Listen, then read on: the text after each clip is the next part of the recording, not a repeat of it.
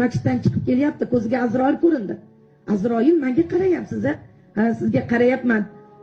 Umringiz qisqa qoldi, 4 kundan keyin huzuringizga kelaman, ogoh bo'ling dedi-yu, Azroil ko'zdan g'oyib bo'ldi. Haligi yigit uyga borib ibodatini kamimi qilaman, 4 kundan keyin dunyodan o'tar ekanman degan xavotir tushib, ibodat qilib turganda bittagina sinimni holi nima bo'ladi? Sinimdan xabar olmasdan ketaman deb ibodatini to'xtatib, sinisini ko'rgani ketdi. Juda uzoqda turar ekan. Borib sinisidan bilan ko'rishib, u bilan xayrlashib, yana qarangki, uyga qaytib kelib, 4 kun muddati o'tib bo'lib, bugun Azroil kiradilar deb xavotirda ibodat qilyapti. Yo'q, Azroil 5-kuni yo'q, 6-kuni yo'q, 7-kuni, 11-kuni masjiddan chiqib kelyapti. Endi Azroil kulib turibdilar.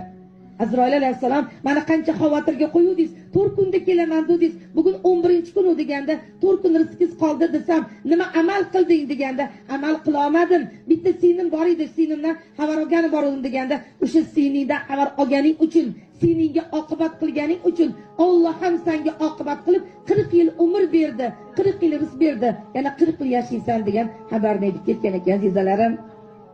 Og'ni kechib o'tsa bo'lar singil uchun. Og'ni kechib o'tsa bo'lar singil uchun.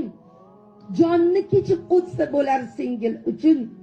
Ota uyda ulg'ayish bor, qolish yo'qdir. Opalarni yo'qlab turing ko'ngil uchun. Singillarni yo'qlab turing ko'ngil uchun. Yumshoq ko'ngil ta'ni nima bilmaydigan. Boshingizga kulfat kelsa kulmaydigan. Bu dunyodan o'tar bo'lsiz yig'laydigan. Opalarni yo'qlab turing ko'ngil uchun. Singillarni yo'qlab turing ko'ngil uchun.